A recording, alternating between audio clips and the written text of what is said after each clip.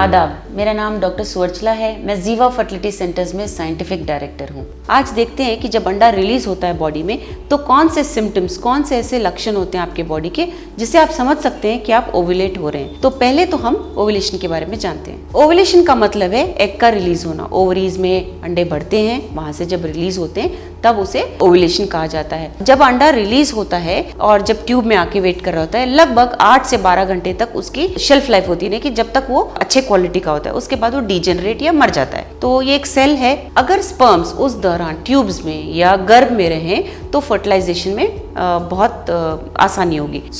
Egg जैसे मैंने कहा 8 से 12 घंटे ही रहता है। स्पर्म 72 आवर्स या 3 दिन तक रह सकता है बॉडी में। इसीलिए अगर रेगुलर इंटरकोर्स रहे तो जब भी ओव्यूलेशन होगा तब स्पर्म्स रहने की वजह से फर्टिलाइजेशन हो सकता है, जिसकी वजह से प्रेगनेंसी आ सकता है। तो ये एक बहुत महत्वपूर्ण बात है जब आप प्रेगनेंसी प्लान कर रहे हैं। अंडा कब रिलीज होता है, ये एक बहुत महत्वपूर्ण क्वेश्चन है जो पेशेंट पूछते हैं। तो जब भी आपका पीरियड है उसके 15 दिन पहले आपका एग रिलीज होता है। तो आप पीछे जाके तो प्लान नहीं कर सकते हो, बट आप जब पीरियड देख रहे हो आपका कितना रेगुलर है, तब उसे 3 महीने तक स्टडी कीजिए और आपके ओव्यूलेशन के जो सिम्टम्स हैं उन्हें जानिए। और उस दौरान अगर आप इंटरकोर्स करते हैं तो प्रेगनेंसी में चांसेस ज़्यादा होंगे आपके। तो जब ओवरी को हम ठीक तरह से देखते हैं उसमें आप देख सकते हो कि बहुत तरह के सेल्स है उसमें।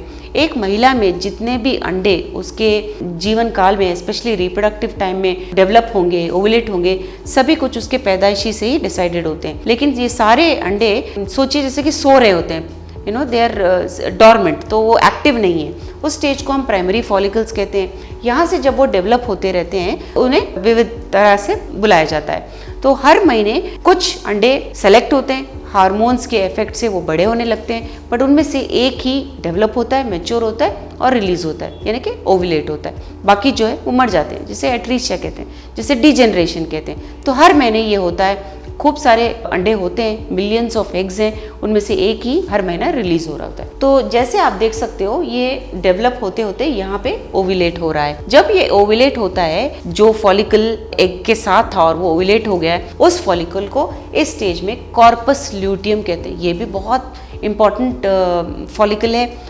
कॉर्पस ल्यूटियम से प्रोजेस्टेरॉन नामक हार्मोन रिलीज होता है जो प्रेगनेंसी के लिए बहुत इंपॉर्टेंट होता है। जब ये अंडा रिलीज होकर ट्यूब में आता है और जब फर्टिलाइजेशन होता है तो गर्भ को तैयार करने में प्रोजेस्टेरॉन का बहुत बड़ा हाथ होता है।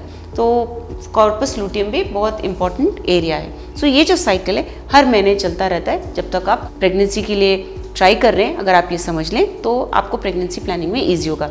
लेकिन इस दौरान जो सिम्टम्स हैं, जो आपके बॉडी में चेंजेस हैं, कभी कभी आपको मालूम चल सकते हैं। इसीलिए बहुत ज़रूरी है कि आप इनके बारे में जानें। हर महिला में ये सिम्टम्स अलग हो सकते हैं। कईयों में जो मैं सिम्टम्स बताने वाली हूँ सभी हो सकते हैं, कईयों में कुछ नहीं हो सकता। तो ये बहुत ज़रूरी है कि आप समझ लें सिम्टम्स कौन से हैं और आपका बॉडी कैसे रिएक्ट कर रहा है ओव्यूलेशन के दौरान।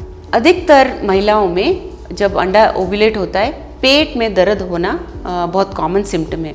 यानी कि जब ये अंडा फॉलिकल से रप्चर होता है, सिर्फ अंडा ही नहीं, उसके साथ जो पानी होता है, जो फ्लूइड होता है, वो भी रिलीज़ होता है। जब ये फ्लूइड पेट में पेरिटोनियल एरिया में जब रिलीज़ होता है, जब वो उसको छूता है तो जो एरिया है वो थोड़ा इरिटेट होता है, जिसकी वजह से पेट दर्द बहुत एक कॉमन सिम्टम है। इसीलिए अगर पीरियड के 15 दिन पहले आपको थोड़ा सा पेट दुख रहा है या ज़्यादा दुख रहा है या थोड़ा डिस्कम्फर्ट है पेट में, तो समझ लीजिए कि शायद आप ओव्यूलेट हो रहे हो। अगला है बैक पेन। कई महिलाओं में बैक पेन का भी सिम्टम कॉमन होता है। जैसे मैंने कहा सिम्टम्स सभी में सभी सिम्टम्स नहीं होते, बट अगर आप ये समझ लो कि ऐसे सिम्टम्स हो सकते हैं तब आप इजीली अपना ओव्यूलेशन ट्रैक कर सकते हो। कईयों में थाइज में क्रैम्पिंग होना, यानी कि बहुत दर्द होना, या ऐसे बोलते हैं कि पैर खींच रहे हैं, पैर में बहुत दुख रहा है, तो ये भी एक सिम्टम होता है ओव्यूलेशन का। हेडेक भी बहुत कॉमन सिम्टम है। ये एक सबसे महत्वपूर्ण सिम्टम है जो सर्वाइकल एरिया में वेटनेस होना, यानी कि गीला होना।